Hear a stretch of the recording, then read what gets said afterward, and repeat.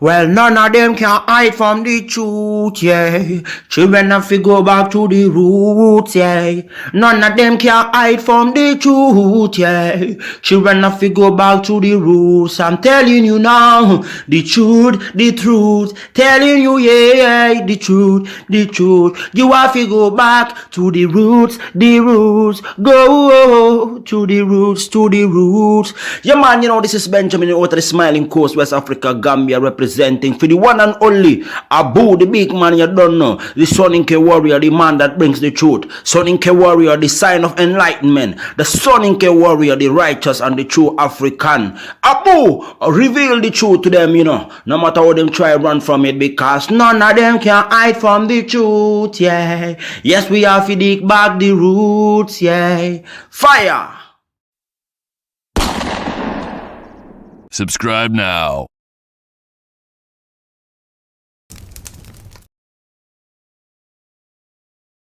I remember the days,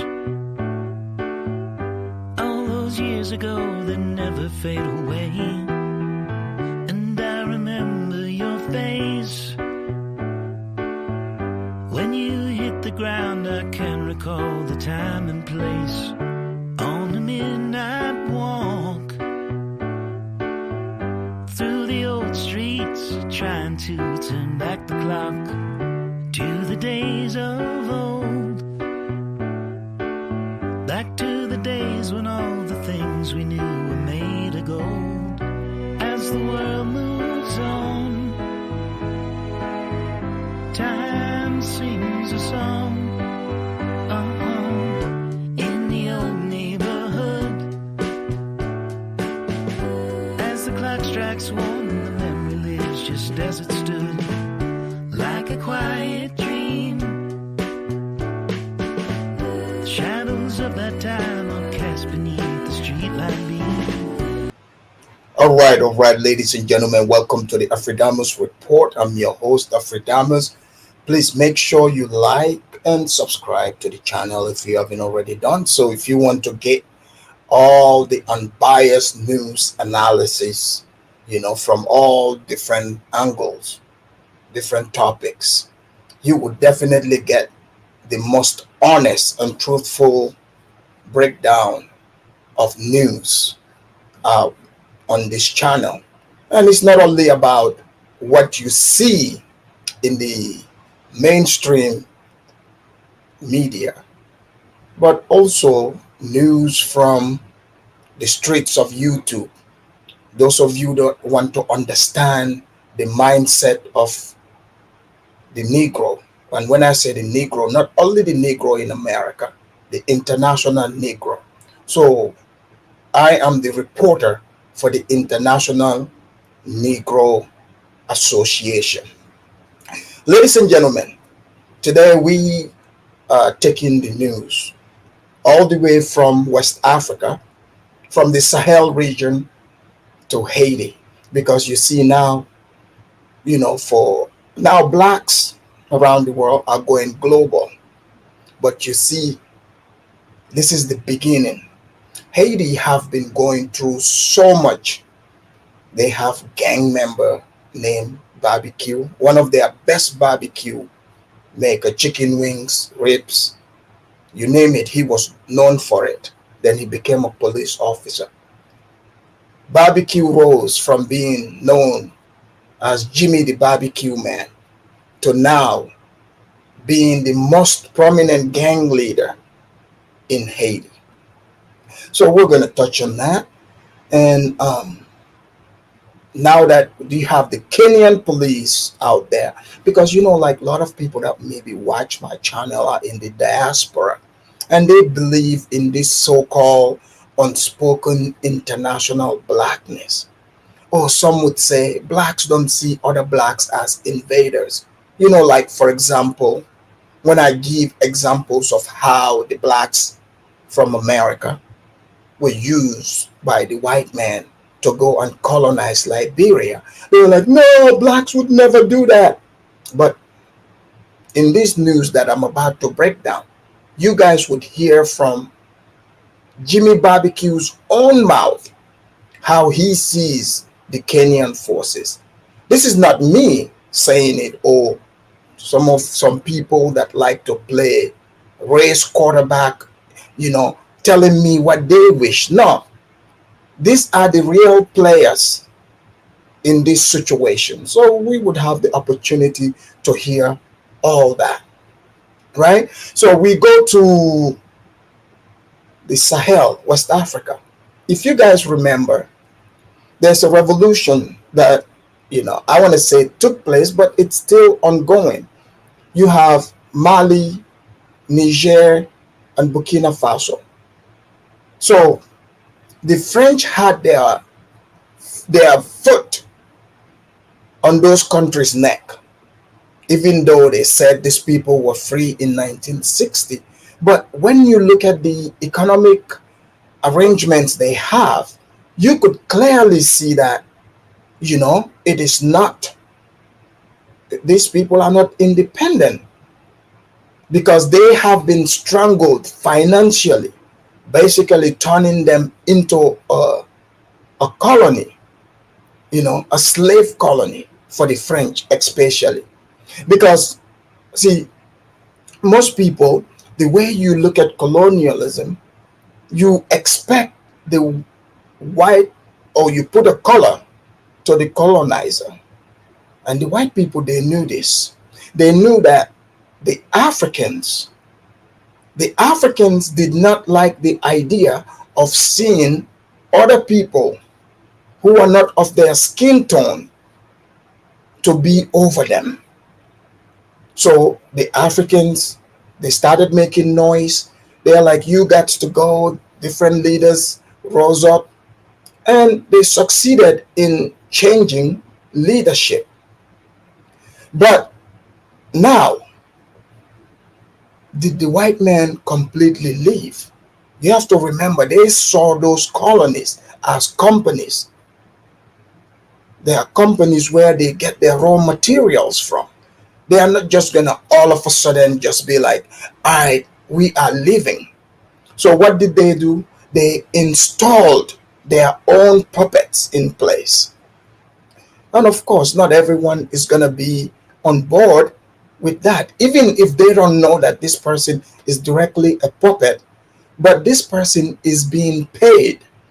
So all throughout Africa, we've been seeing that, where the so-called people they call leader, first of all, they said they're promoting democracy, what they call liberal democracy. That's not going to work in Africa, and here's why. Because you see, the colonizers who gave the Africans this system of nationhood, people voting, they came up with it. So most of the European nations were, they had their own separate, they had, like, just like in England, they have the regular government and also the monarchy. So the monarch and the government, they can walk hand in hand because they have similar interests. It's called opposition with interest. But in Africa, the moment, this is not only in Africa, blacks all over the world, there's no such thing as opposition interest. The moment you use opposition, they see that as an enemy. So therefore, this idea, this is why you see in African countries, anyone that's an opposition candidate against the government, they see that person as an enemy, and they also act like enemies. So the system is not going to work. This is why you've been seeing these issues all throughout Africa. They've got people who just want to continue the status quo, the greed, they don't mind, as long as they and their families are okay, they are okay with the country being exploited. It doesn't matter if the country have good roads, good education, good hospitals, the people having jobs, living a better life, which they can achieve. We see it. But now, Africans in those regions are waking up. They are like, okay, here's the thing. We cannot continue to just blame the white man at the top. We know the white man put you up to this.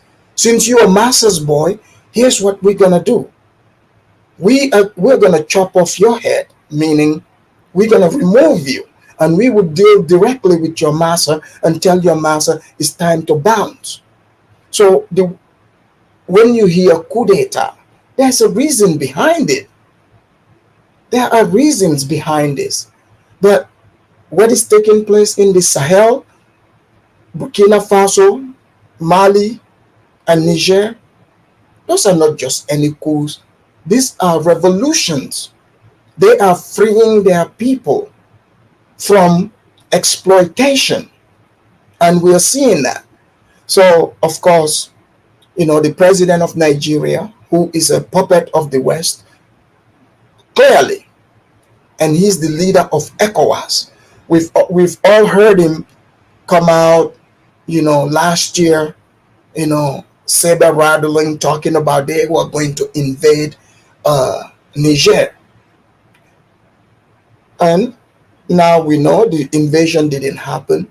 His term ended as the leader of ECOWAS. They renewed it. So Senegal, I'm just giving you a little background, who's also a French colony.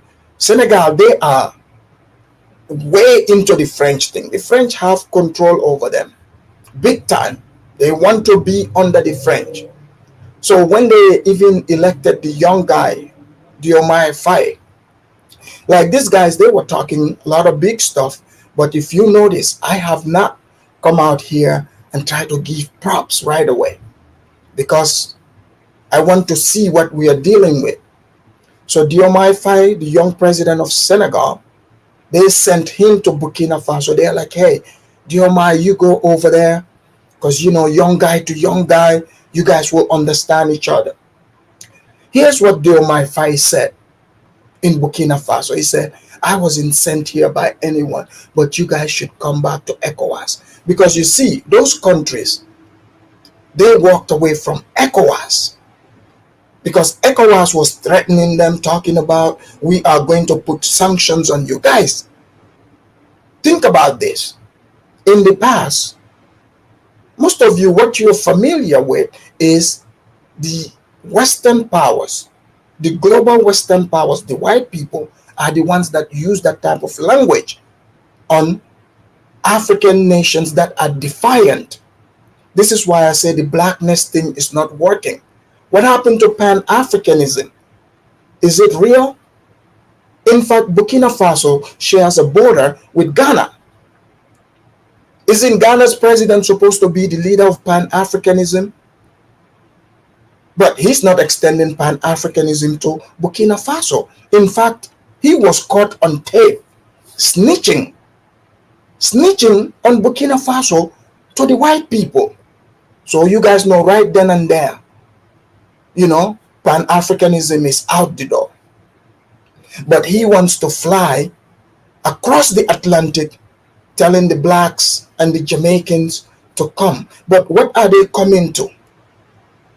What, they're going to come to a stable Ghana and then unstable Burkina Faso next door? How do you think the diasporan blacks would react to that? Seeing that their other fellow blacks are being oppressed, economic oppression. So the bottom line is how things are going. Clearly, ECOWAS is showing itself as a puppet of the West. So Niger, Mali, and Burkina Faso came together. They formed the AES. They said they are out of that organization. They got their own. In fact, they just had their first AES meeting. This is for fair use. Let me do my fair use disclaimer so you guys can see what I'm talking about here. These people are serious. And we thought ECOWAS left them alone, right? Oh no. ECOWAS is being used as the whipping boy to go whip these other nations to, quote unquote, keep them straight, keep them in masses plantation. In the meantime, the same Western nations are showing up in Burkina Faso, letting their leader know, we recognize your leadership now. This is how they play Africans. They would come in the front like, oh, we support you, but in the back, they are sponsoring the tap dancers, and the tap dancers have no shame about doing this job. So now they are threatening Burkina Faso, Mali, and Niger for not being part of this organization. I have the tape here. Give me a moment. Let me do my fair use disclaimer. Fair use. West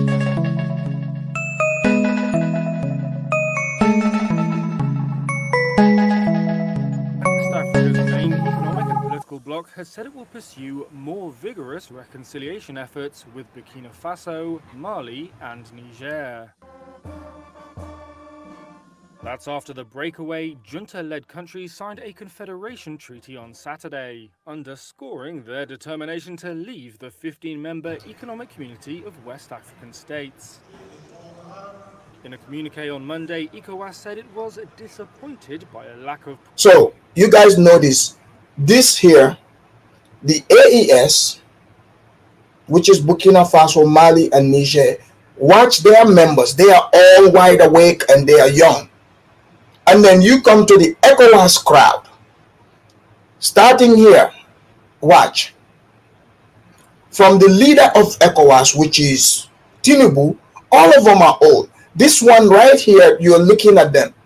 They are asleep. These people are not in touch with the young Africans. Here we go. ECOWAS said it was disappointed by a lack of progress with the three nations. Look at all the ECOWAS members. These are old men who went to school in the colonial system. They see the white man as high and above.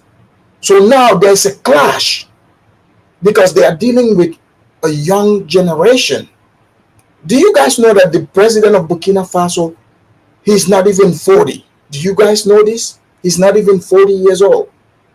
You all know that guy was watching and still is watching YouTube videos of, what needs to be done in Africa.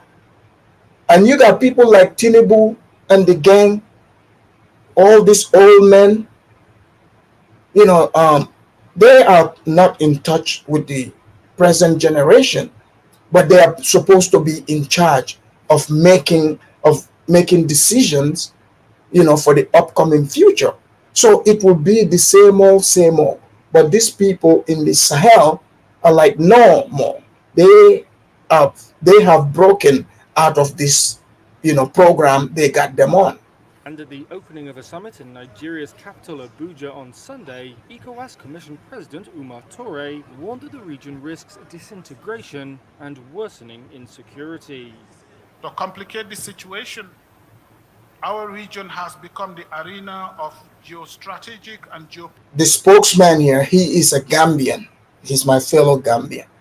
So Gambia also is knee-deep in the ECOWAS game. But here we go. Political rivalries and the theater of misinformation and disinformation that engenders mistrust among and within communities and undermines social cohesion.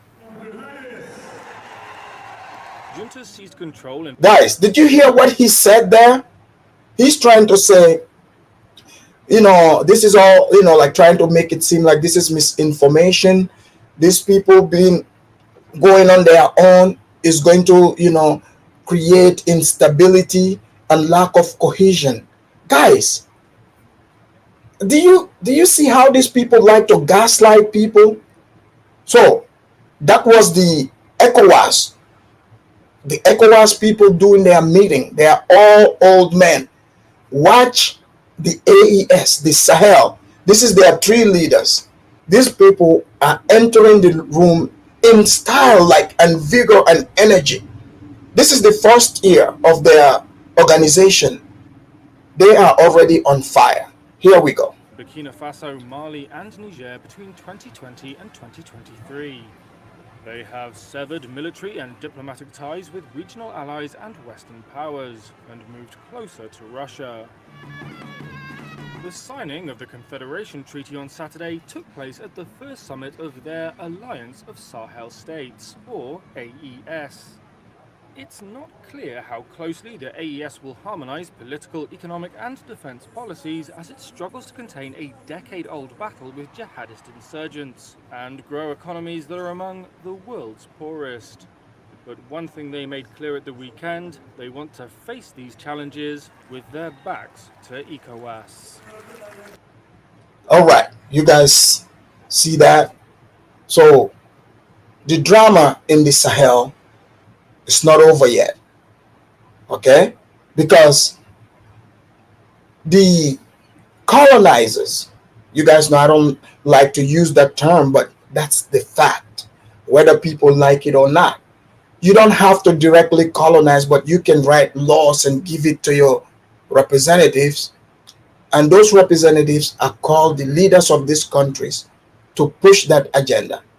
Because if not, I want to see who can make the argument that, these mandates that ECOWAS is putting on these countries, talking about they are going to revoke the visas of member states, meaning Burkina Faso, Mali, and Niger, like their citizens. Now they are going to require visa, and a whole host of things. And that's going to disrupt, what is happening in the region. So clearly, they don't care about the welfare of Mali, Burkina Faso, or Niger. They are willing to force these people to be under French control, because that's what it is. Now that you've heard that, keep that in mind. This is what is happening in West Africa. Now let's go to Haiti. You guys remember Haiti? There's been, a long, the chaos in Haiti has been going on for the past few years, ever since their president got assassinated. Even before then, it was unstable, but while the president was alive, he got assassinated. We all saw that. Ever since then, Haiti have been in the hands pretty much of a gang leader. That's right. He's not a blood or a crip, but he is the leader of the barbecue gang. This might sound funny to you, but I'm telling you, it's not as funny as it sounds. Barbecue is in fact a real person, and you're about to see that. So they've tried all types of strategies to bring peace into Haiti. Barbecue, he was a former policeman, so obviously he's got clout in that country. So for people to go against him, it will be difficult. Haiti have their own police, but the police is useless because the police are afraid to wage an all-out war on the gang, because obviously that would put their own family members' life at risk. So now they decided, the United States, once again, they talked to Ruto and said, look, here's one thing I want to tell people. One thing, people might laugh at this, but there's something we don't know about Kenyans, but the white man knows. Remember, the Kenyans were known for what? Sports, running. Now the Kenyans are known for, quote unquote, peacekeeping. They've seen what the Kenyans, how they dealt with Al-Shabaab, the Somali jihadist gang, Islamic gang. They've seen it. So they're like, okay, here's the thing. Since these Haitians are into this voodoo spiritual thing, we've brought different races here before. They could not handle it.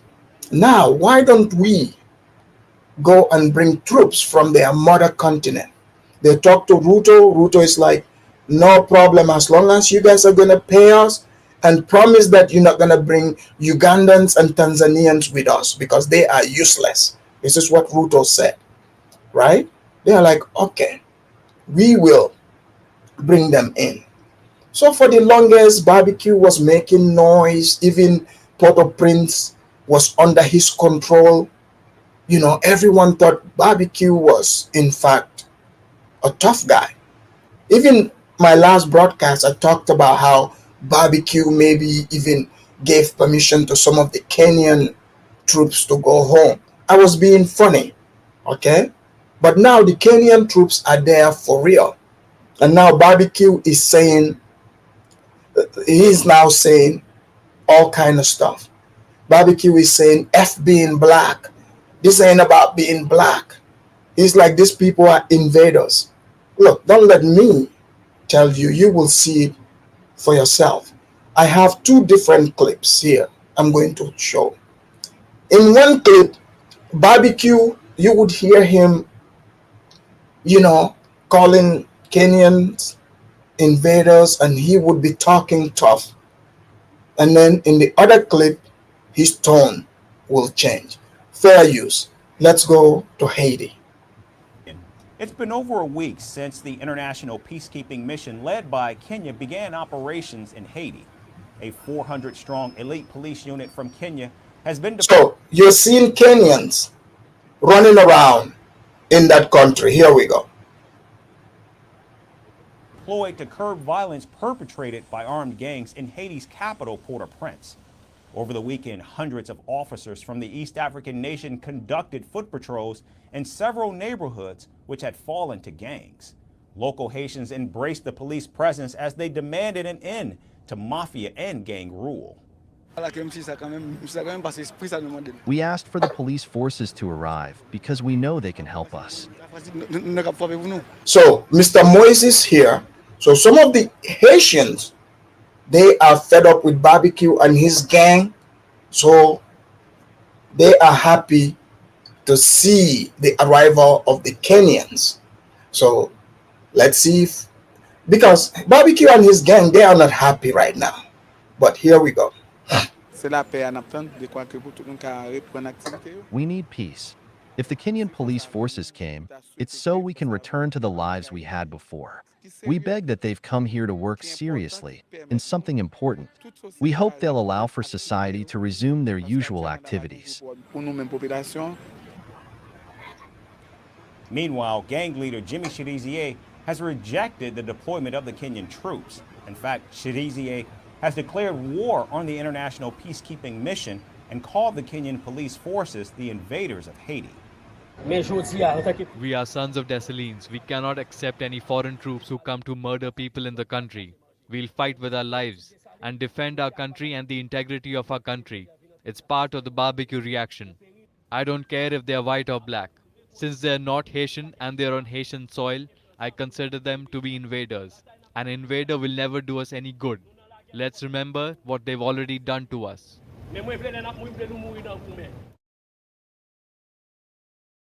Now, in response to foot patrols by the peacekeeping troops, Chirizier and his gangs put on a show of force in the neighborhoods that they do in fact control. The armed men were seen brandishing assault rifles and marching down the streets of Port-au-Prince with their faces covered by masks. And leading the group from the front was Chirizier himself, who was seen shouting the war cry of his gang. A former police officer turned criminal, Chirizier then gave weapons training to his team, followed by a high-octane speech imploring his gang to prepare for a bloodbath. The streets of Port-au-Prince witnessed an eerie calm as Kenyan troops patrolled in armored vehicles after Chirizier's calls for war. Meanwhile, Haiti's President Gary Conille visited the United States over the weekend as Washington agreed to provide more funds to support the international peacekeeping mission led by Kenya. As gangs reject the foreign troop presence and all negotiations between Chirizier and the government fail, the situation in Haiti remains a potential powder keg.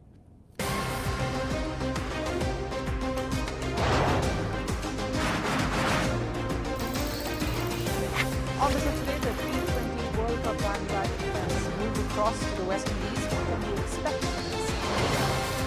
Hello, I'm Alison Green, coming to you from Durban, South Africa. All right. So So you guys see that, right? So Jimmy Barbecue,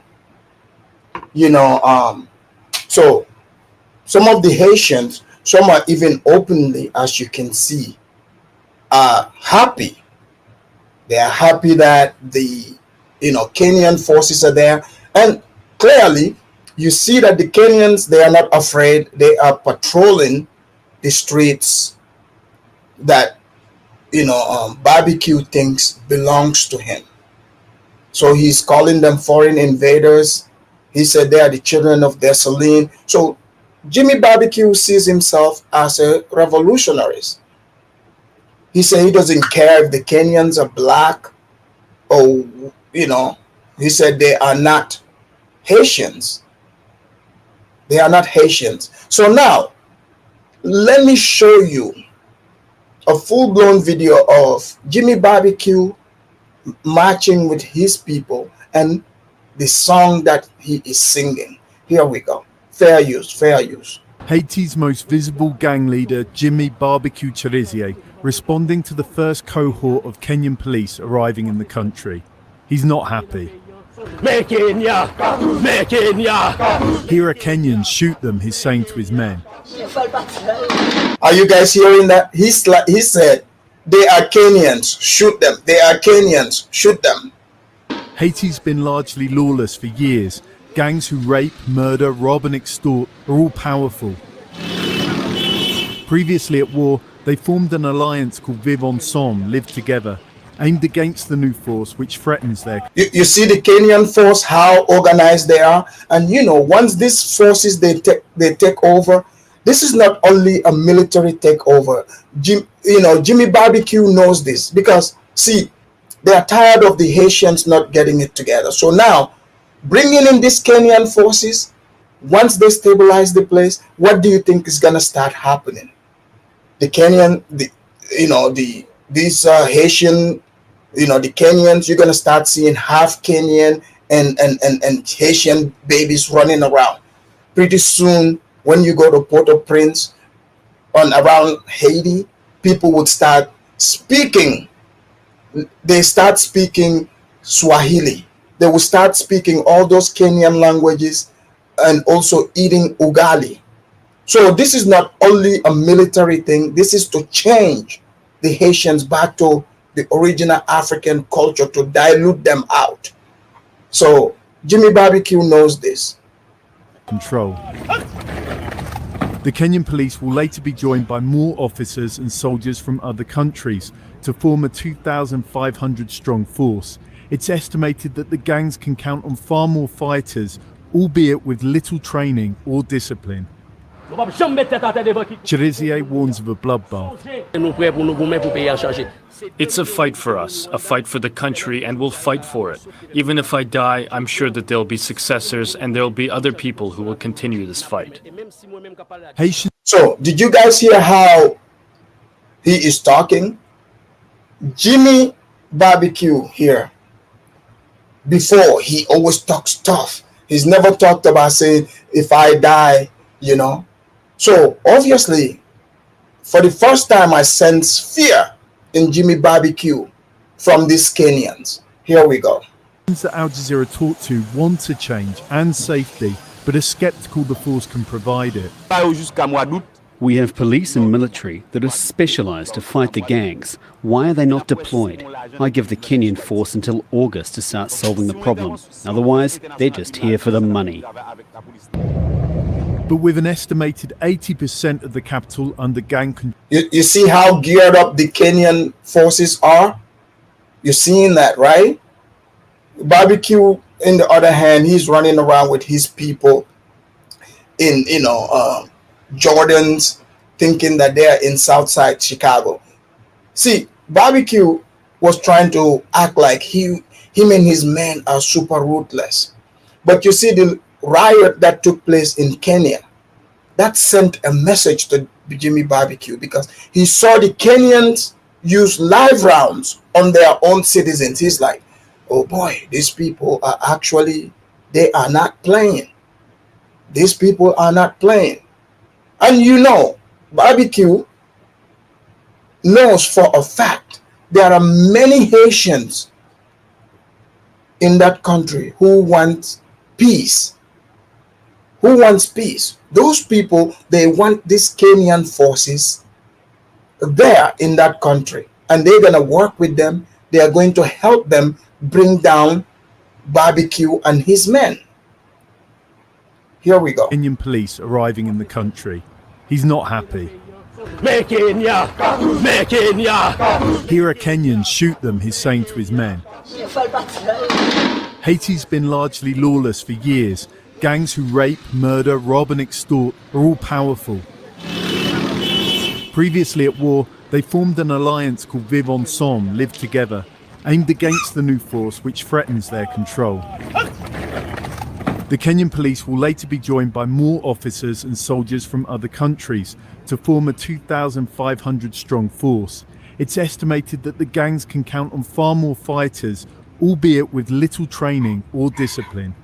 Chirizie warns of a bloodbath. It's a fight for us, a fight for the country, and we'll fight for it. Even if I die, I'm sure that there'll be successors and there'll be other people who will continue this fight. Haitians that Al Jazeera talked to want a change and safety, but are skeptical the force can provide it. We have police and military that are specialized to fight the gangs. Why are they not deployed? I give the Kenyan force until August to start solving the problem. Otherwise, they're just here for the money. But with an estimated 80% of the capital under gang control, they agree something had to be done. So did the international community. The United States pushed for the force. The United Nations backed it. Now Haiti's interim prime minister has welcomed it. The people of Kenya have heard the cries and sufferings of the Haitian people, and they are here in a spirit of solidarity with our police. He says the force will get to work soon. The first contingent has been mobilized and is solidly in place to accompany and support Haitian strategies to regain. See, in a way, this is a smart move to bring the Kenyans there or any other force from Africa, because see, the Africans in totality generally don't have any negativity about the Haitians. They just see Haitians as, hey, they are one of us, and that's that. Like maybe some of those Caribbean countries around Haiti, the way they would probably look at Haitians, they probably look at them with disdain or some type of bias. The Kenyans are like, nah, we just see them just like another African country next door, So we're going to go there and get their black asses, in line. That's how they're looking at it. They are not looking at it like the way other people look at Haitians, like the Dominican Republicans, how they will be biased against Haitians. No. So Barbecue, he knows this. This is why he's planting in his people. Say, look, don't be fooled. Don't try to act like, they are one of us. No, they are Kenyans. Shoot them. But let's see if that energy continues. Our security, house by house, neighborhood by neighborhood, town by town. Chirizie did talk to Al Jazeera about negotiation, not just battle. Many people think we're afraid and that we're asking for forgiveness when we're asking. Whoa! Did you guys see? Now he's pulling a FBA style. Oh, we ain't afraid, but can we talk some negotiation? So all that talk, he's like, it's not only about the battle, but can we sit at the table and talk for forgiveness? But here we go. For dialogue. So I think today people with military training, even if you are in the middle of fighting, you should have an open door to dialogue. But in order to lay down their weapons, gang leaders have said they want amnesty and a seat at the table over the country's future.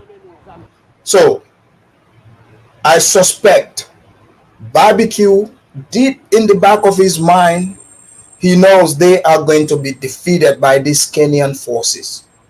He knows this because now he's talking about let's sit at the table, can you have us, in the next interim government? Look, from experience, right? even from like Liberia back in the days, like Charles Taylor. Charles Taylor, when he was the rebel leader fighting, when he knew 100% that he got the battles under control, he didn't care about no negotiation. In fact, Charles Taylor was even challenging the United States at the time. You know, he would make, you know, crazy comments on BBC when they interview him. He would say things like, you know, send those Marines here and see what will happen. He would say stuff like that. But when the battle really, you know, like when they brought the the Navy ships, they brought the Nigerians, Charles Taylor wanted to negotiate. So Jimmy Barbecue knows he's not gonna win this one. After the crimes they've committed, lives they've ended or damaged, that will be too much for many Haitians to swallow. John Holman. Yes. So guys, you see that. I'm gonna put the link here for those of you that want to add your 2 cents to it. It's not gonna be a long show, so that's why I'm putting the link here sooner, so you guys can also add your 2 cents. You can tell me what you think about ECOWAS's move on the AES members, the Sahel countries, and also Jimmy Barbecue over here, his drama, you know, with the Kenyans, calling the Kenyans invading force on one side of his mouth, and then the other side of his mouth, he wants to talk peace. The link is in the chat. Don't hesitate to hit it. Do you think the Kenyans can pull this off? Do you think they're gonna bring stability to a point that from that, you know, next year by this time there will be peace once again in Haiti, to a point Haitians would be speaking, instead of Creole, they will be speaking Kiswahili? The link is in the chat, guys. So those of you that want to talk, hit it. And another thing that I used to always talk about, like when people say, for instance, oh, black people don't see other black people as invaders. Guys, why do you think Jimmy Barbecue is seeing the Kenyans as invaders? But you notice the Haitian citizens, the regular citizens, they don't see it like that. In fact, they see Barbecue as a terrorist. It's a fact. I mean, let's be real. Look at those, you know, his gang, the ragtag gang that he's putting out there. Do you guys honestly believe those people are there to bring anything good to the people? Absolutely not. They just want to terrorize their fellow citizens. Point blank. DG, let me see what DG said here. DG said, Afridamus, I believe Kenyan police are needed in the hoods where blacks live in America to bring peace. No, yes, I'm seeing right now, once they conquer Barbecue and his men, and I wouldn't be surprised if the Democrats decide, hey, you know, Democratic white people, they will be like, look, we don't want to look back. Why don't we deploy the Kenyan forces to Chicago and Baltimore and clean the streets off of, you know, these drive-by shooters? It's possible, but hey, I don't know if Americans would want to see foreign force come into this country to do that, but it's not too far-fetched. American Royce Afridamus Jallo is weird about the East African connection between Caribbean and East Africa. It's weird about the East African. Well, you have to remember the world is now a lot more international. Black people all around the world are becoming more and more aware of each other, especially with the internet. So now it doesn't really matter, whether the person is from East Africa, West Africa, or South Africa. Everyone, or they're from Jamaica or Haiti. Black people have become globalized. I mean, look at it. Somebody can be all the way from the hood in Baltimore somewhere.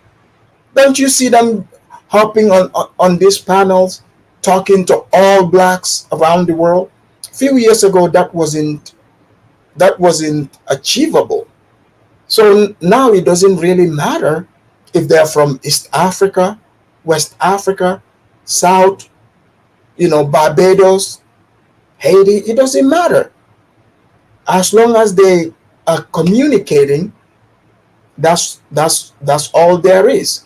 And now that you've seen Africans and other blacks around the world have become aware of each other, yes, there's going to be clashes. But,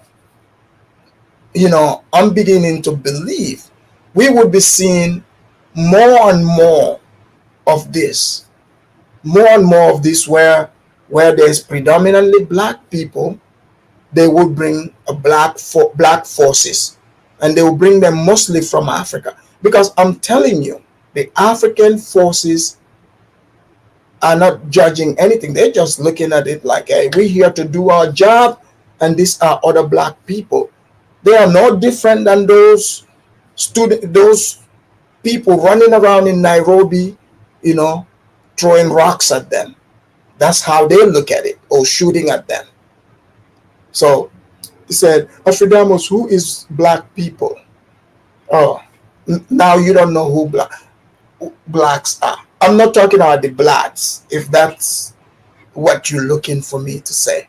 Anyways, guys, I see that you guys, it's not the normal regular time that I come in at. Just wanted to bring you the quick news analysis. It's not going to be a long show. I put the link there, but people haven't hit it. But this is what is happening in those regions. And I'm going to leave you guys on. I will see you guys on the next one, where we would have a long extended conversation about the other topics. Oh, let me see. Someone just hit the link here. Let me bring in St. James. St. James, welcome to the Afridamus Report. Thanks for having me, man. Like you said, I'm not going to be too long. Yes. So man. This is what we have today. We have the Sahel, we have Kenya. Yes. So, St. James, are you aware of how ECOWAS have decried the idea that the AES is in existence, which is one of your country? They are looking at putting more sanction on Burkina Faso, Mali, and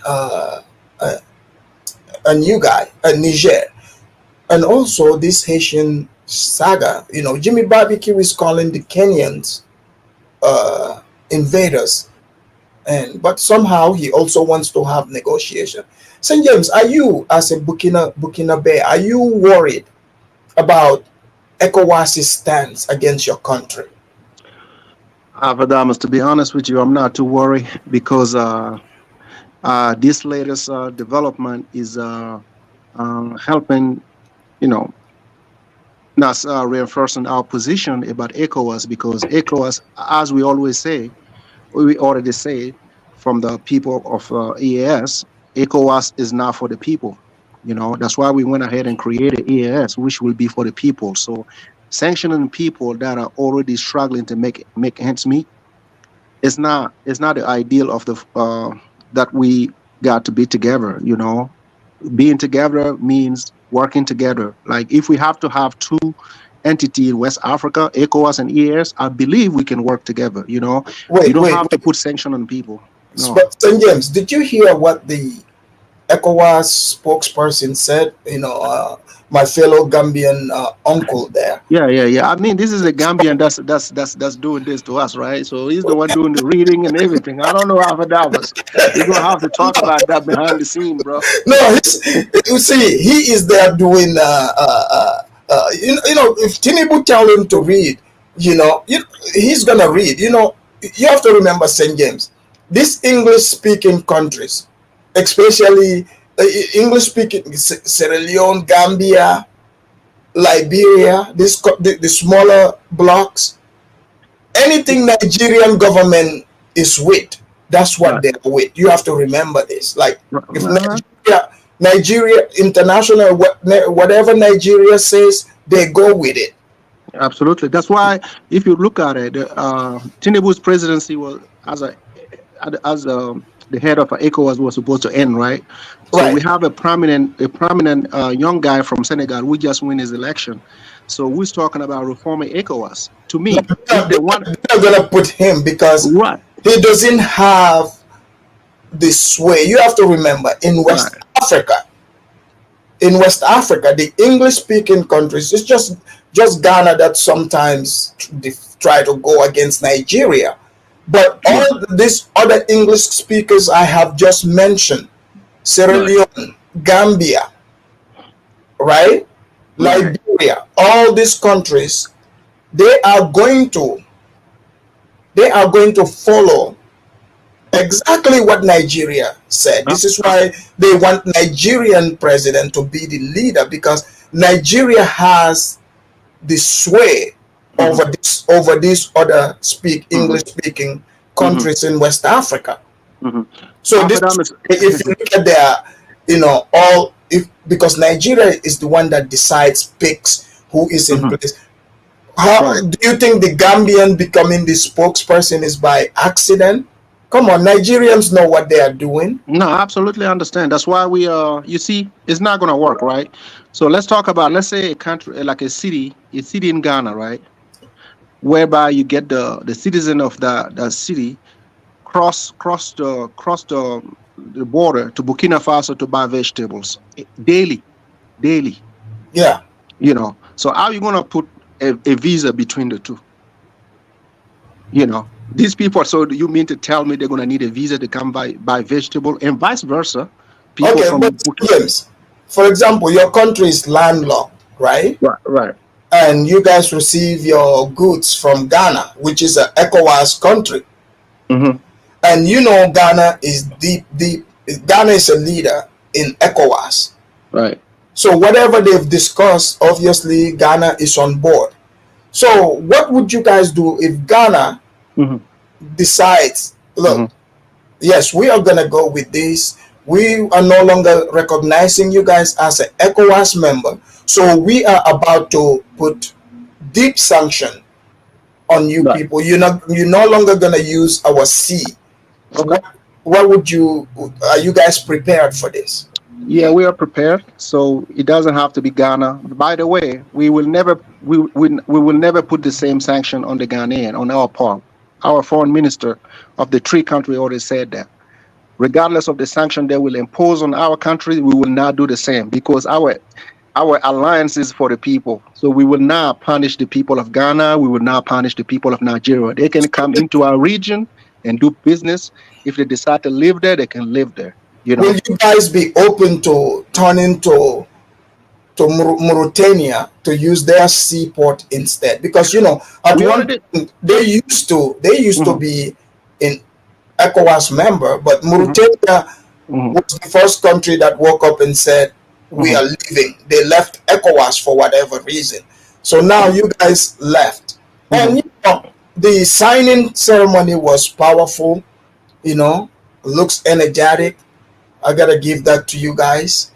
So St. James, are you guys trolling West Africa? Like, why do you guys have to bring all military men to scare our old men? Like, what is going on? No, we have to take them to the boot camps, man, because they don't. You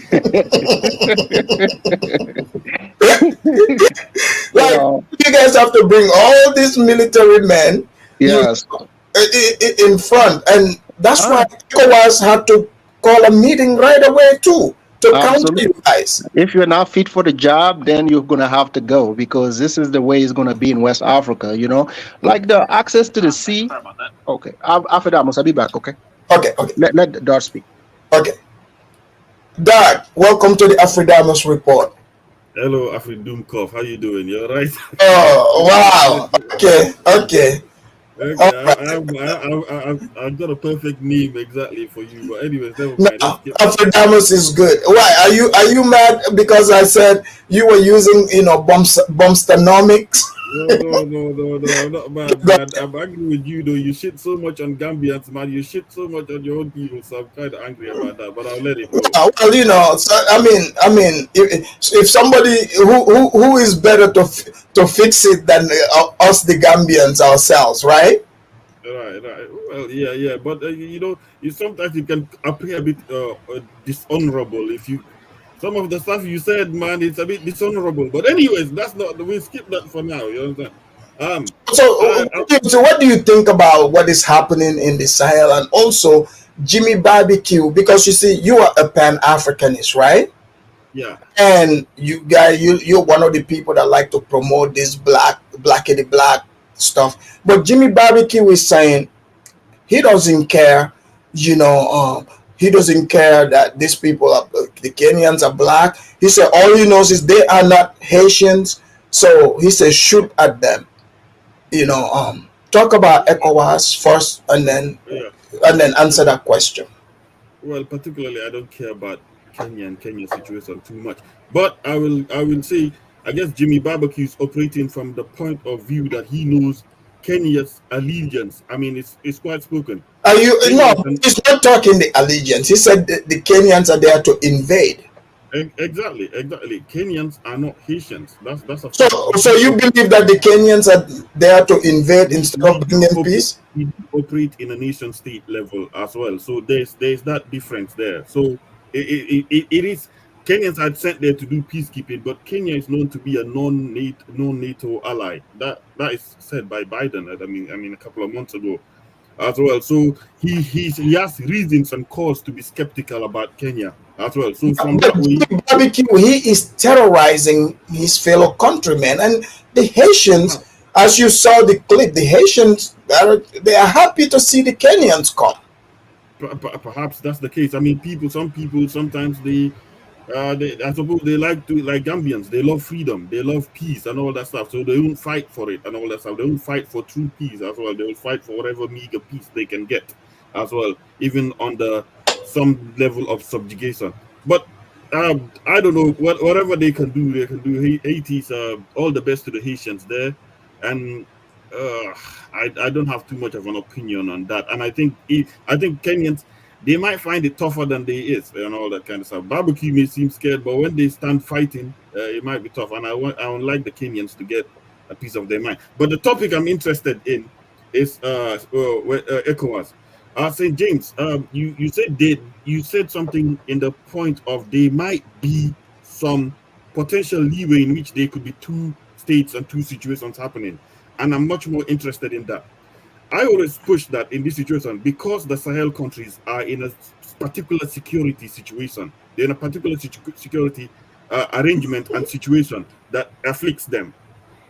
Fine, it's okay for them to have their own organization and perhaps even garner support from other countries that are supporting them as well. And it's also okay for them to operate with ECOWAS on a trade level. But obviously, we see what's unraveling. ECOWAS are moving differently with these old leaders. So I don't support that. I think you guys are fighting the good fight. And I think your confederation is a necessary one in ECOWAS. Is the reason why ECOWAS will potentially face reform. I don't know if that's going to happen. But that sway that you have, you might see that some countries might gravitate to you guys in the future. So it's a good fight you're fighting, and it might force ECOWAS to reform itself somewhere in the future down the line. Is it possible that in the future, looking to the future, like Bassirou of Senegal said, that it's not out of the table that two systems can exist because of the particular situation you're in? Well, it should be able to exist, but you're looking at it, the old heads in ECOWAS are saying this is bringing confusion, misinformation, and instability in West Africa. Yeah, the old heads. Those people. Tinubu, like I said, I don't trust him too much, and I think he's definitely been put in power by the French in there, and he's sabotaging Nigeria as we go, and the rest of West Africa. I think it's going to be a challenge, but I do like the fight that these people are fighting as well. I think, and I like the position Senegal is taking. I hope Senegal has enough sway to move Gambia and Guinea-Bissau along the same. Senegal cannot move Gambia. Gambia listens to Nigeria more than they would listen to Senegal. I'm telling you. How many troops, Senegalese troops, are in the Gambia protecting Barrow? There is just there's some there, but there are Ghanaians, there are Nigerians. Yeah, because they have even though Senegal is next door with Gambia, but they have a longer tie militarily history also with Nigeria. There's three functions here, Captain. You have the Sahel bloc. Their judiciary is tied to Nigeria. Right. You have the Sahel bloc. You have the Sahel bloc. What we have to remember is this, right? We were bullied to leave ECOWAS, and they are bullying us to come back. Right. So, yeah, that's why and they don't want us to explain it to the people the exact reason why we left. Well, they said you guys are trying to spread misinformation, which is a lie. Which is a lie. We went to the meeting, ECOWAS meeting. They put out outside, and all the three foreign ministers. We went inside the conference room. We told them, although we were suspended from ECOWAS because of the coup, still give us 15 minutes so we can explain our situation, so we can move forward. They never gave us the 15 minutes. Throughout the first attempt, when they came back home, they suspended all the three foreign ministers to travel in any ECOWAS country. This is not told to the people. We couldn't even travel. They put a sanction on the presidents and sanction on the foreign ministers. May I ask a question? Yeah. Let's bring in Prince Lee. Prince, just 1 second. Let me read this. Red Illusion. This is funny. It's Haiti's politics, right wing, left wing, and barbecue wings. That's real funny. Okay. Prince, you're from Haiti, right? Yeah, I'm Haitian. Haitian American. Yeah. So, what do you make of this now? Because Haiti have had the issues. Even in the past, they've had like this Indian peacekeepers there. In the past, nothing worked. Why do you think now they turn to Africa, like to bring in African troops? And are you surprised by Jimmy Barbecue's different tones that he's taking? I'm shocked you didn't play the video with him with the suit, but he's a Pan-Africanist. He's a Pan-Africanist. He said he doesn't. But he's saying shoot them. They are Kenyans, not Haitians. No, he's saying that because they're coming to remove him from his power and stronghold. He's a Pan-Africanist. He always talks about Thomas Sankara. He always talks about Mali, Senegal. He's a Pan-Africanist. Yeah. Okay. Yeah, he is. Yeah, but he also Barbecue, in many ways, he in his own mind. I feel like he's a criminal, but in his own mind, he believes he's doing the same thing as Burkina Faso and Mali. He always talks about those countries. Oh, so he sees himself like those revolutionaries. Yeah, but he's terrorizing the black masses. He's not attacking the non-black, mulatto, Arab. He's not attacking those people. He's attacking the blacks. He protects his own community and attacks nearby other communities nearby. So do you think? Are you surprised that a lot of the people in Haiti are supporting the Kenyans coming in? It's not shocking at all, because most people don't support the gangs, and most people don't like they're fearful of the gangs. And I believe at the end of the day, they kind of want him gone, but they can't say that because he controls certain areas. He has more power than certain police. So he just before Kenyans came, he was threatening police family. He was threatening to kill police family. He was threatening to attack certain people. So he's not like a hero to many Haitians, but to like I noticed that the liberal media and certain pro-blacks, they push him as some kind of hero. But he's not like that in Haiti. Like he talks from both sides of his mouth. He talked Pan-Africanism and black this and Thomas Sankara and Burkina Faso, Mali, Senegal, and the children of the ghetto talk. At the same time, he terrorizes and challenges whoever stands against him. So he's very much like a contradictory kind of figure in Haiti. But do you But see if you him wanna, positioning himself so he can negotiate, you yes, that's what know? he wants. That's what he wants. He wants to negotiate his way out of the situation using like political. I heard Wyclef the other day was trying to come in to help him negotiate, but he got chastised by the masses for doing that. You know what I'm saying? Yeah. Most people don't support barbecue. But I went to ask St. James about Mali, Burkina, because I noticed that it's not until Niger joined them that they were like scrutinized more by ECOWAS. Why is that? Because before, when Mali and Burkina Faso did their coup, there was somebody still welcomed by ECOWAS. But when Niger did their coup, I noticed that all three of them got blackballed for supporting Niger. So basically, upon Tinubu coming, I heard that Tinubu said this was going to be the last coup in West Africa pertaining to Burkina Faso. I believe they were hoping that this would be the last coup. So when the one in Nigeria happened, so this is when they kind of got together and said this is enough for West Africa. And also, mind you, that in Niger, there is a lot of business interests from the French in that country, a lot.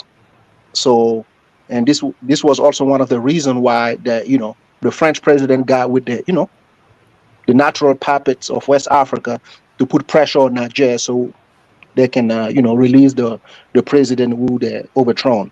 So there's a lot of interest in Niger compared to the two. Like in Mali and Burkina, the French don't have a lot beside the currency that they still control and maybe the language. They don't have a lot of business dealings in both countries. But in Nigeria, they do have a lot. As you can see in the news right now, the people of Nigeria have been taken over. Now, you see the uranium that they took over from, I believe, 2 sites from the French, and they most likely will take all of it, by the end of the year. So the French did not want that. The uranium deal in Nigeria is a lot. It means a lot to them.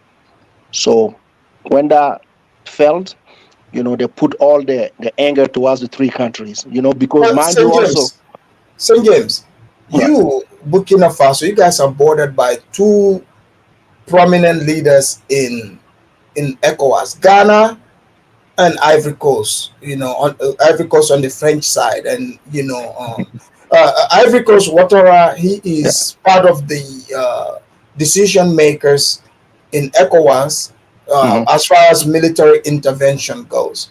Aren't you guys worried about getting invaded by both countries? No, I was trying to tell you this morning. Maybe you missed the news this morning. The president of Burkina Faso ramped up the attack against Ivory Coast now. So now you say within days we're going to provide the evidence that the French and the terrorists are using Ivory Coast to attack Burkina. This happened this morning, and he also pointed out to Benin, same thing. The evidence is going to come out for all Africans to see how the French are operating in West Africa. Those 2 countries are being used to attack AES. So it's not going to be based on what the president of this country said. He said this morning, I will provide the evidence for everyone to see. These terrorists are being trained by Africans on the continent in West Africa, guided by the French. He said that this morning. They compiled the evidence. So this evidence is going to be shared. Reason why we can't come back to ECOWAS. You cannot. No, for Ivory Coast invading us, they have to invade us with the help of the French. Ivory Coast cannot invade us. We are the 3 most powerful country in West Africa, whether you like it or not. Beside Nigeria, there is no country in West Africa that can wage war on us. Never. Never. Even the Nigerians don't want it. They don't want it. I'm not bragging. I'm just telling you the reality on the front. No country would want that. That's why they still want military base. They want the United States to remain close to them. They want the French to stand by, so they can provide the intel. Without the intel from a powerful nation, ECOWAS cannot do anything to us. We are the most powerful based on the number of weapons that we got for the last 24 months. No, There is no country that can match. James. It's not. Hold on, Kidola. It's not just the weapons. It's the battle readiness. Because you guys have been in battle more than these other countries. And I just don't. The coastal regions, the people are not in favor of war, anyways. But it seems like an Ivory Coast, Nigeria is the only one that can really mount any pressure against these three countries. But I don't believe. Nigeria hold on, Kidola, I'll give you space. Hold on, Kidola, I'll give you space. But what I'm seeing in ECOWAS, there's functions coming in and all that stuff. So you have the AES countries, you have the Anglo countries, Gambia and all that follow Nigeria, and then you have Ivory Coast, Benin, and Togo, who have adjourned or missed this latest conference in ECOWAS. They decided to stay away and not come as well. So you have those three countries that are knee deep in the French deep state as well. So you have them, and Senegal is just floating somewhere in the middle there. So Senegal is in, sir. It's in. It's in. Let's bring in Kidola. Kidola was gonna say something. Go ahead, Kidola. Nigeria cannot afford to fight any war. They're broke. The people will not even allow it. This government is very shaky. They can't fight no war. Where are they going to? Who are they going to fight? Burkina Faso have heavily rearmed. The Russians, the mercenaries are there. I swear to God, 20 minutes they will destroy any West African soldier that even near them. What the America want to do, I think they want to have a close base so they'll be monitoring what the Russians are doing there. You have to understand, the Burkina Faso have gold, the Niger have that uranium, the Mali also have a very important minerals there. They have gold, a lot of gold too. So the Americans are losing. So where the Americans occupy now, first of all, the Nigerians they will not have any say in Nigeria because Nigerians are just too stubborn for them. You understand me? But the truth of the matter is, Burkina Faso have heavily rearmed. I think Ouattara will not even try himself because his military is all full of ex-Burkina Faso military men. I think they will betray him. You know what I'm saying? So is he want to fight with the mercenary that brought him to power, that are Burkina Faso soldiers? You know what I mean?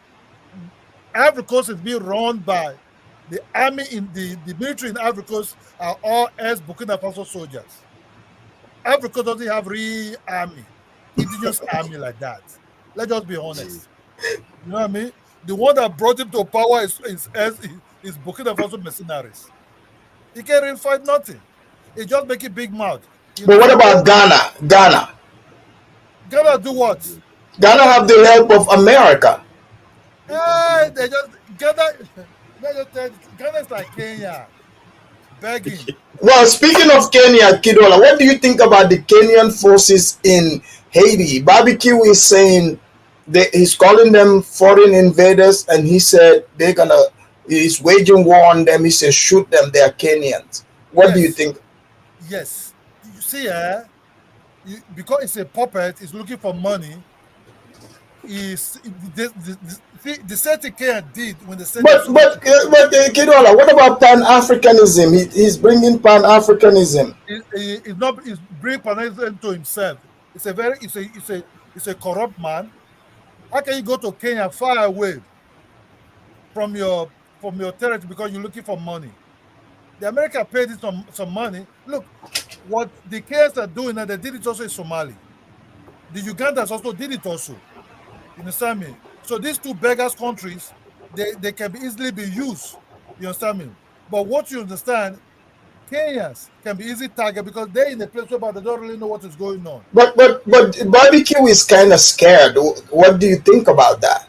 It's not. Look, yes, it can be scared because this is an organized military formation. But the more times is passing by, he will start going into guerrilla war against them. You have to understand, even his own people that is now with the government police that the Kenyans are working for. So Kidola, what I'm hearing from you is the Kenyans are not doing it because of love or relationship, another black country. They're doing. You think Kenya is doing the work of America? Yes, okay, they are like mercenaries. You understand me? They are like mercenaries. Yes, But Kidola, think about it. If they test themselves there, they do good. Can you see eventually the white people bringing them to take care of Chicago, Baltimore, all these black gang members running around there? I was about to say that, Alphadamus. That would be the next step, bro. This guy, man. That's a tricky one. The truth of the matter is this. Kenyan people, I feel sorry for the policemen they sent to those places. What you'll be seeing now, because they came as kind of like a war machine. These guys in that country, they will turn against them. You have to understand, they are not West Africans. They will look easily different. You understand me? These May people I love ask a question to Ola? Yeah. Because one Kenya is not the only country going. Benin and Chad is going. They're both related to Haitians through like northern Nigeria, Chadic, Sahelic connection, as well as the Benin voodoo kind of connection. Yeah. They're going and they have experience fighting terrorists. So I think they'll have a great advantage over barbecue, who's just simply attacking people who are gunless. Yeah, but if I were Kenyans, I would step back, let the West African ones that look like them to be in the front to negotiate with them, but not to bomb them or shoot at them. You have to understand there's difference between a West African and a Kenyan person. You understand me? Until you encounter some of these Kenyan policemen in their country, that's you know how brutal they can be to West Africans. Don't see what it said. It said Kenyans are invaders. It didn't even mention the Benin Republic because one, they're kind of like related. So if I were Kenyans, if they were smart enough, they have to see that okay, Benin, these are your people, right? What you have to do. But Kidola, don't you think with like the globalization of black people or Africans around the world, from Africa, to the Caribbean to America, like now people, Africans around the world, they're communicating more and more. Even if it's fighting, they are understanding each other. Does it matter? Does it matter these days if you're from east, west, south, or north? My brother, it matters because first of all, look, Kenyans are far different from us. You have to understand this Haiti. If you look at barbecue, you look like West African dude. All right. They look like West African dude. They have the same shape. They're just the same people, but well, some Kenyans do. Some Kenyans do get. They do get fat like they do. Some of them do get fat like a barbecue. You can see no. My barbecue say you can see his body shape. That guy is heavily built. You can see his man. Look like West African dude. This is a pure West African dude. What they have to do, they would notice difference. See, they will notice difference between them, between the Kenyans and the Benin people. The Benin people, let me tell you the truth, they will in a way negotiate with these guys. You have to use the Benin to talk. Okay, Benin. You see, these are your people. Can you negotiate with them? You understand me? Can you negotiate with them? That's only what will solve this problem. Without that, my brother, they will fight them to death too. They're not going to let them have a peace. They will fight them to death. That's just the truth, huh? They have to negotiate. But see, Kidola, you were saying that Nigeria is not gonna fight. They're not. But you have to remember, in West Africa, Nigeria have the influence on the English-speaking countries: Gambia, Sierra Leone, Liberia. Even Ghana. On some points they might disagree, but all these English-speaking countries are going to back Nigeria. Afrodamus, let me tell you something. Nigeria went to Haiti before, kind of like police peacekeeping. I don't know who was there. Man, the police people, the police women and men that went to Haiti, whoa, man, they love that place. I still have a girl from Benin that went from Benin City, Nigeria, called Benin, Nigeria. They're dope. That went there. He loved those people. Say, man, they will come and meet them, offer them free food, tell them, man, we're one family. You understand me? So those guys have a very you see, because one, they look alike. You understand me? Not too long ago, this guy said he found his DNA trace to a place called Nigeria. Is it barbecue? No, Waflushon. You understand? Yeah, White Cliff. the DNA come out, a very high percentage of it, very huge will come as Nigeria. You understand me? Because when they went there, there's nothing like no threat. They were just walking freely. They are afraid, you know. So if I were Kenya, bounce back. The mentality of Kenyans is different from this West Africa. You know, Kidola, American Royalty asked me a question here, which is interesting. He said, Afridamus, why didn't the West hire a francophone African country to occupy Haiti? That's what you see. That's what I said, because they would immediately know the difference between Kenya and these Benin people. They will figure out in time. It's just a matter of time. Just you see, you coming first doesn't mean that you will win the battle. These guys are watching them. They are spies. Even among the policemen that is working with these Kenyan people, these people will start become spies to this bike. You know, it's about money. So this is about the boys. So Prince Lee, what do you make of what Kidola is saying? Like, because he's wanting, you know, the people that the Haitians are directly related to come there. Like, what do you make of that? I support. That's why I'm big on the Benin and Chad coming. They're like directly related to Haitians, and they also speak French. So I feel like they will change the complexion. But why do you think they went? Why do you think they went with English speakers and from a different area of Africa? No, there's an ancestral tie, and also like the spiritual systems. Like I feel like a lot of these bandits are big on the voodoo stuff. So like Benin has that same culture. Chad has it's not the same exact as voodoo, but it's a very similar system. They do like the mystic type thing with the marabouts. Those systems exist in Haiti still. So though they are culturally very similar, they both speak in French and Creole. They will have a better understanding. They can hear if someone's plotting against them. They can hear rumors. They can engage with the population more. I think I salute Kenya for leading the mission, because I feel like that's better than an Arab or Chinese or Indian or Latino coming, because it gives a more cultural and black face to the situation. But I feel like those people will actually have a more stronger impact than did any francophone country offer to go there to Haiti and Benin and Chad. Okay, then it must be, as Kidola said, there's less affinity, so they're more likely. No, but a lot of people still welcome the Kenyans there. A lot of people are. Yes, they do. I have seen the videos. But a lot of them want them to do more operations rather than just patrol. They want them to go literally like in certain areas to attack the gangs. But well, like, you know, they have spies amongst the police though. But they call it peacekeeping, just like they did back in Liberia and Sierra Leone. Like most of the ECOWAS forces were Nigerians.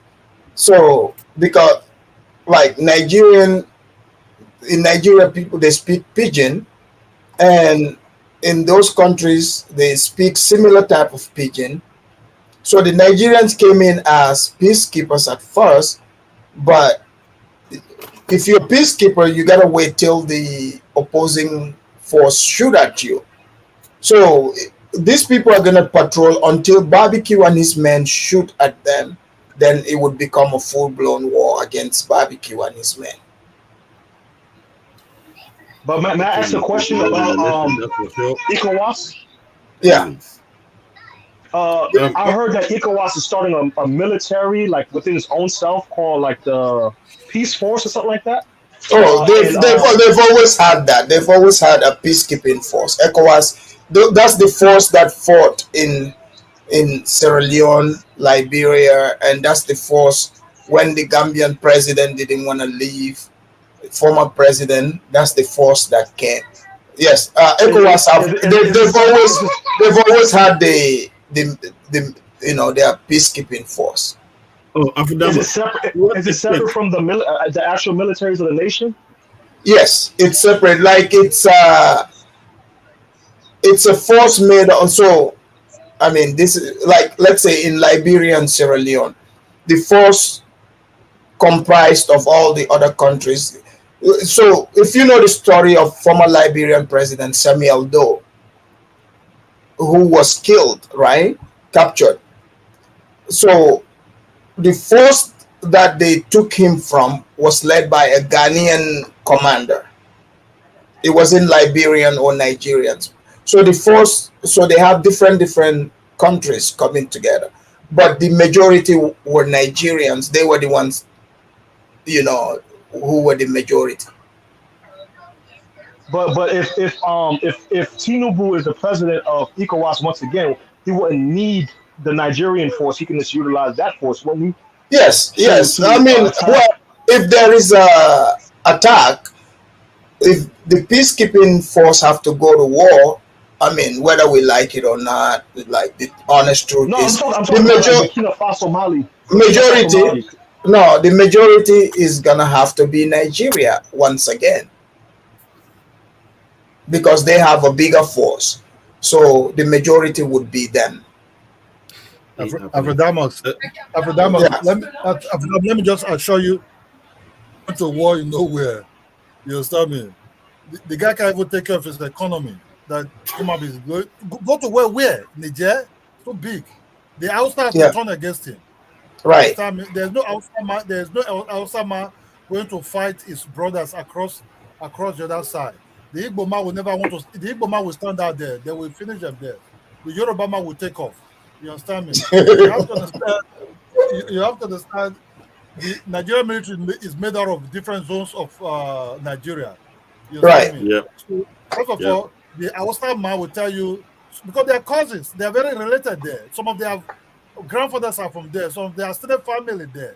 Ubuari, the former president of Nigeria, I think part of his people are also there in Niger. You understand me? Most people from Sokoto, Katsina, Zafara, all this area, Kano, have relatives across Niger. But Kidola, what do you make of? Because you see, ECOWAS, they had the meeting. You saw the Gambia man reading, you know, what him and his, you know, their clique of Tinubu and then what they're going to do. So basically what I got is they're going to put sanction on these people. What do you make of that? Because these people are saying they got their own organization. So they're going to make them pay for visa. So what if they retaliate and say, okay, fine. Anybody from Nigeria, Senegal, Gambia, Ghana that are in our countries, we are also going to retaliate. Look, Afrodamus, Nigeria can't put visa on them. You understand? Tinubu have already a bad record that he destroyed ECOWAS. You understand? You have to understand. But why did they elect Tinubu again? Because nobody wants to. Everybody's watching the sun out of this mess. Yeah. People are watching out of this mess. Let him handle it. Because he handle it. You know what I mean? Yeah. Nigeria cannot go and fight in the jail. They are family members. You understand me? Yeah. The only way Nigeria can go and fight in the jail if they're killing themselves, like what happened in Liberia. Yeah. But no way there's peace and there's a leader there. They're not going there. Why they went to Liberia is because they were killing themselves. You understand me? That will make Abacha said, this is not going to work, man. Let's go there and settle this peace. You understand me? That's why they went there. You have to understand the whole of West Africa is almost related. You understand? It's one there. It's kind of they're the same people. You know, they're not going to fight in Burkina Faso. They're not going to fight in Niger. They're not going to fight in Mali. They're not going there because they're not killing themselves. You understand me? They're not killing themselves. What are you going to do there? Fight who? Kidola. Nigeria mercenaries, they will run into Nigeria and start fighting the Nigeria, the Nigerian, even inside Nigeria. You know, even inside Nigeria. That is the problem. Kidola, I think I agree with your assessment there, and you are probably right. But we do know Tinubu to be some kind of self-serving type of man as well. And I don't know how he managed to get himself back into power, but we do know. So I wonder how much pressure that his handlers can put him under to set West Africa ablaze and all that kind of stuff. You know, because sometimes his seat has a powerful seat. He's the head of Nigeria and the head of ECOWAS. So, and he's very, very selfish type of person. So it's very worrying. But to finish my final statement, I'm going to say, if Nigeria doesn't fight, no one's gonna fight. And I like this configuration, this security configuration with the AES as Yeah. well. I think they have a great sway in ECOWAS is either gonna have to accept their security arrangement and then also have to look introspectively if they want them back. So I think it's necessary pressures that if ECOWAS is to survive, because this security arrangement these three countries have will not change. And ECOWAS, if they won't survive as a nation state if they keep this way, I just don't see they won't survive. They will come back, but they don't want Tinubu there. You know what I'm saying? Yeah. They will come back, but they don't want Tinubu to be in that power. That's just the truth. Yeah. Especially the Nigerians inside. You understand? They don't want Tinubu to be in power. They don't want Tinubu to be in power. May I ask a question? Yeah. Do you guys see like ECOWAS, AES, a partnership, especially like Darf, because you were like in Senegal, and I think they're trying to broker like a peace deal. So is that a possibility, like them both just coexisting, and then finding ways to minimize Western influence and actually create? Because they both, I heard something like Dangote. Let me tell you the truth. Let me tell you the truth.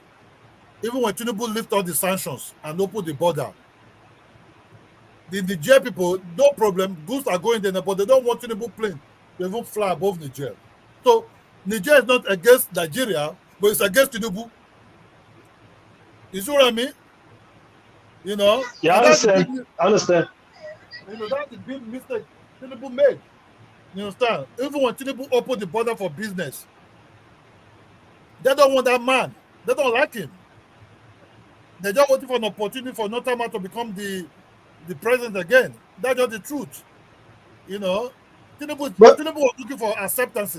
That's why he was obeying the French heavily. And Kidola, I want to ask you this, right? Kidola, why do you think, like, if you look at Haiti, right, this time around they went with a black African country? Do you think after all this, eventually Haiti is gonna eventually become, they're gonna put them part of an African nation, like part of the AU? They need to. Haiti need to be under African nation. You know why? Why? So that people have finally peace in that territory. They need to. You cannot send people there to keep peace without not involving them. Integrating the only African nation in that territory into an African nation. You understand? So that, you know why? So there will be free movement of goods and people. So Haiti will benefit a lot doing business with their family member in West Africa. ECOWAS, let me say ECOWAS first of all. I'm not talking about the other Africans, but I'm talking about ECOWAS. You cannot, I understand they'll start giving passport to them because Benin Republic come with this kind of like, okay, if you do your DNA, you come from Benin Republic, you can get the passport. They started in Brazil.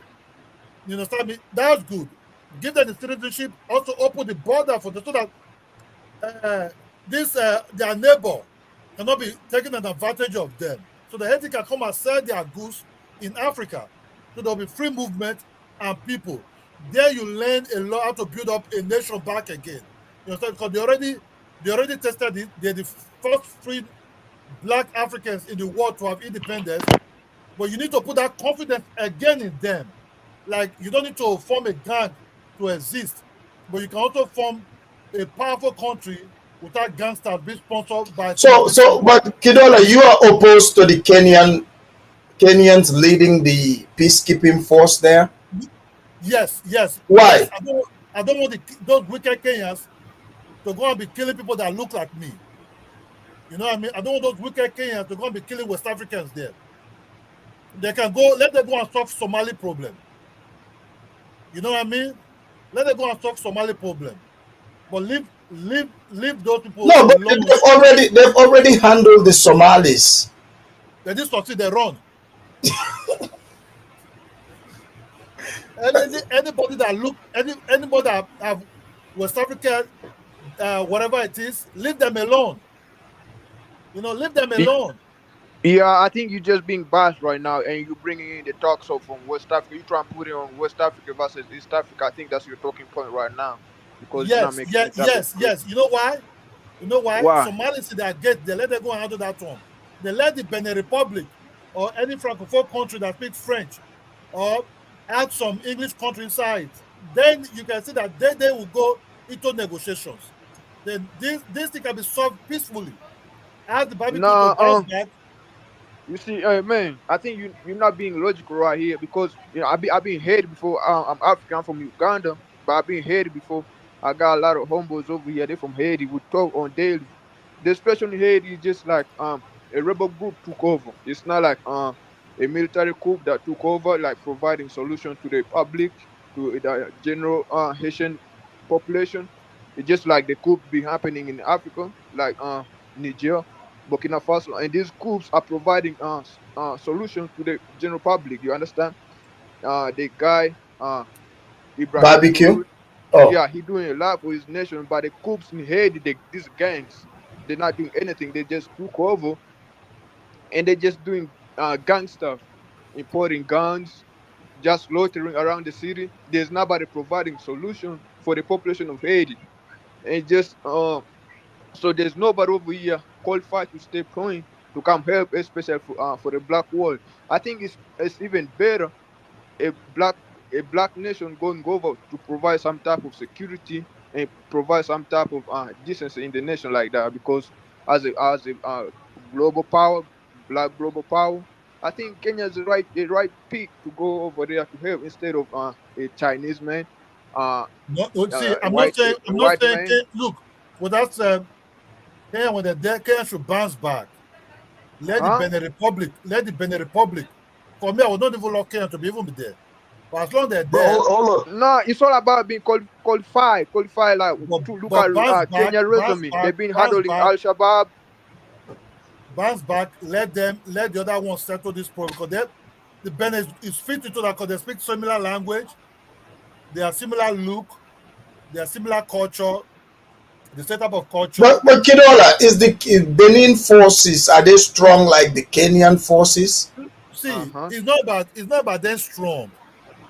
You see, strong alone cannot give you a victory in a battle. You understand? Especially with this kind of gangs that you're dealing with, you have to, in a way, know how to Well, deal yeah, with. the Kenyans are gonna clean up the trash, and the Benin forces can come and start talking with the Haitians. Let's see. Let's see. Yeah, man. Colombia was I there. think that's the situation They about all run right off. now.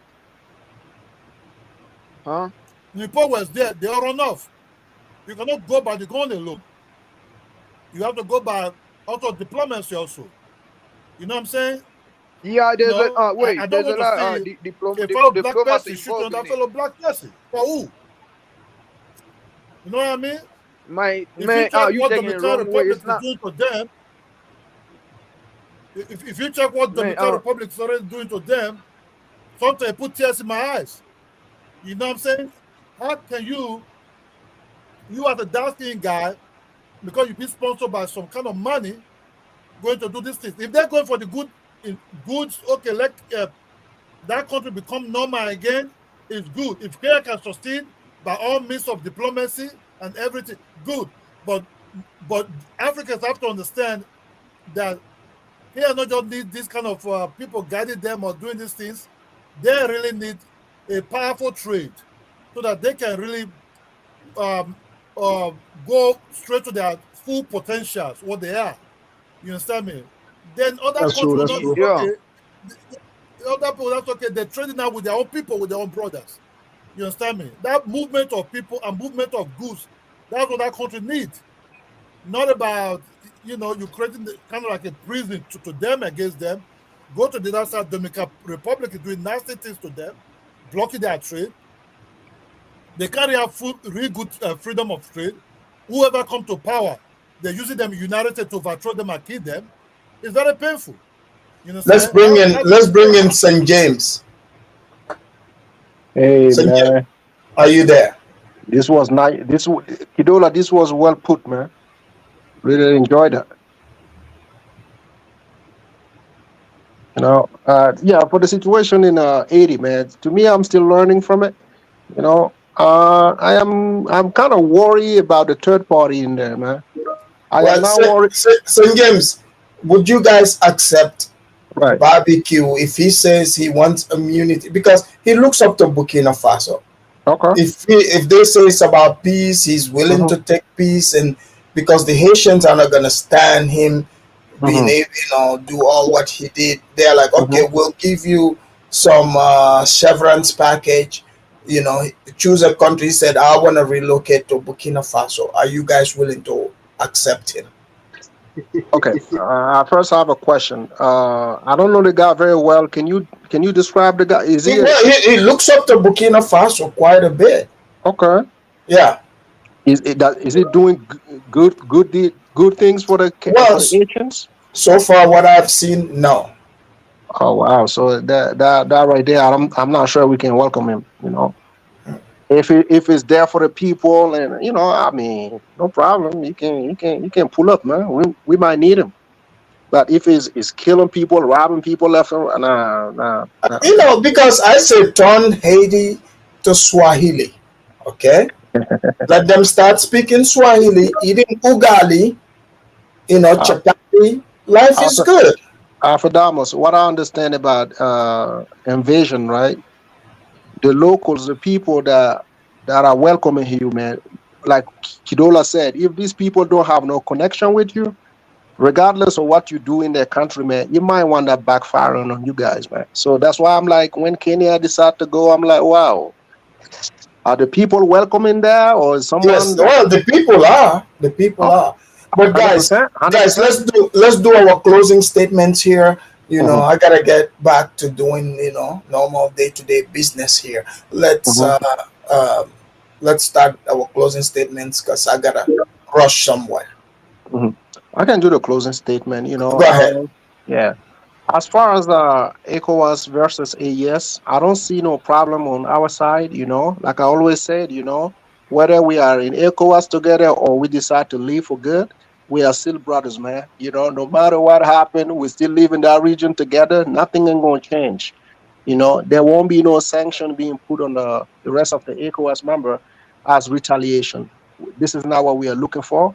We want others to see us as the alliance for the people, and we're gonna make sure that happens. So as far as Kenya, I mean, I got mixed feelings about this, because of the third party that I don't want to mention right now, because we had an issue with that third party in my region. Yeah. So if the Kenyans, if the Asians kind of like that, I'm gonna go with the Asian people, because that's their country. They know what they want, so we gotta listen to them. If they don't want it, then we don't have to have Kenyans in there. So basically, this is my take from that situation. And thank you very much. Thank you. You too. All right. Go ahead, Kidola. The truth of the matter, what we're seeing now, you must say the Haitians are barbecue is scared. Okay, yeah, because they don't know these are two black people who want to fight each other. Some of the big sponsored sentiments are there. Like, I don't know if I have to fight these black brothers. But you have to understand, when the first shot is being fired and somebody is being killed, it's not going to be easy. Battle is not who come first, who win later. That's what it is, the endurance of fighting.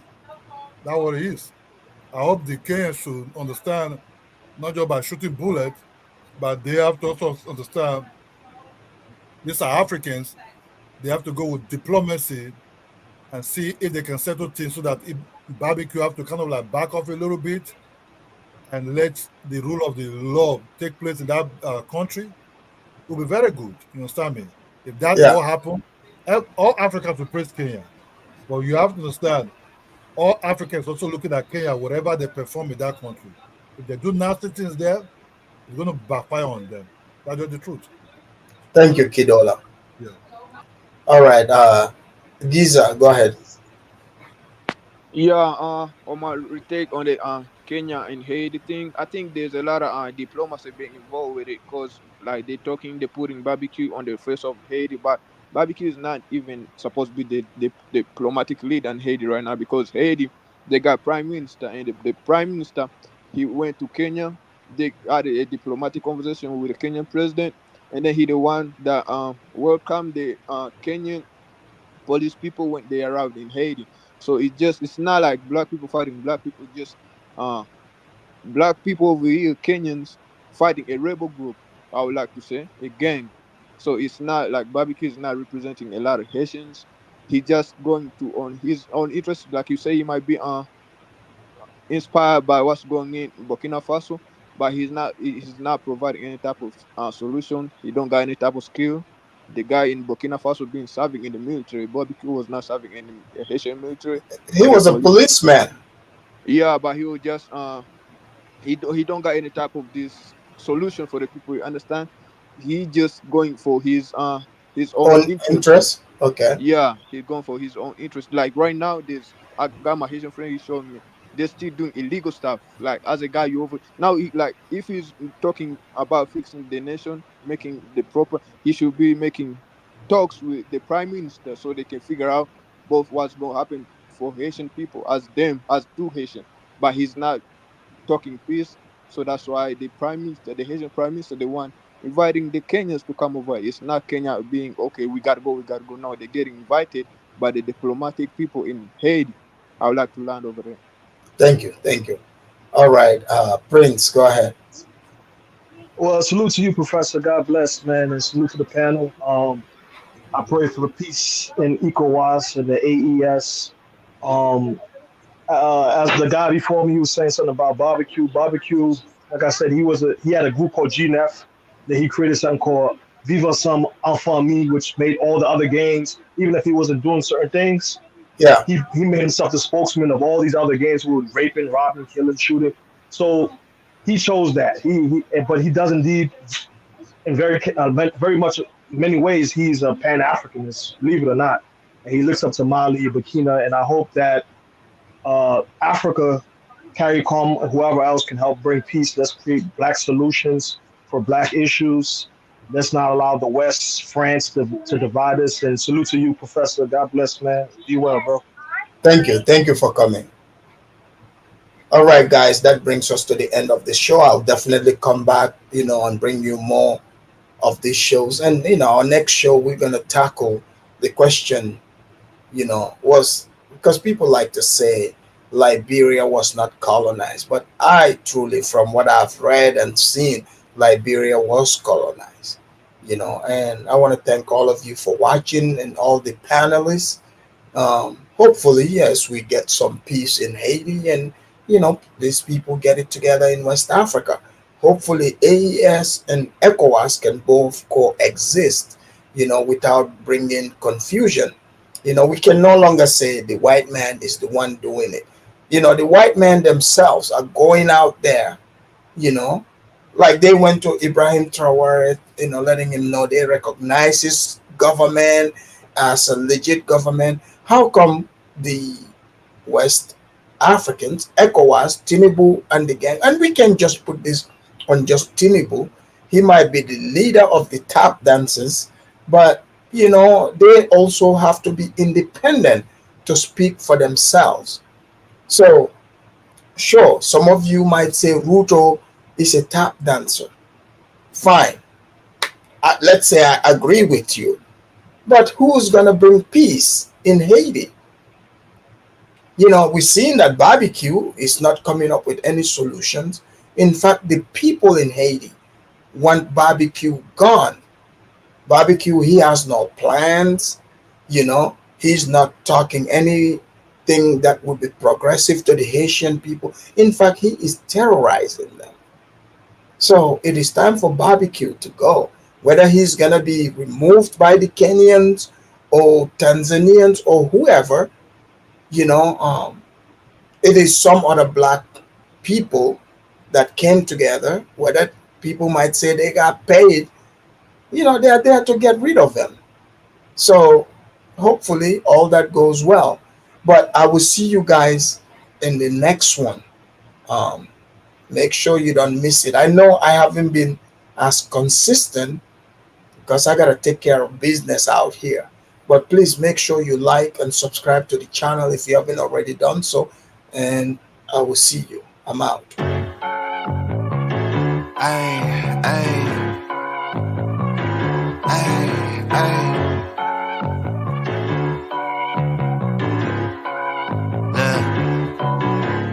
Baby girl love my bop and I like me too.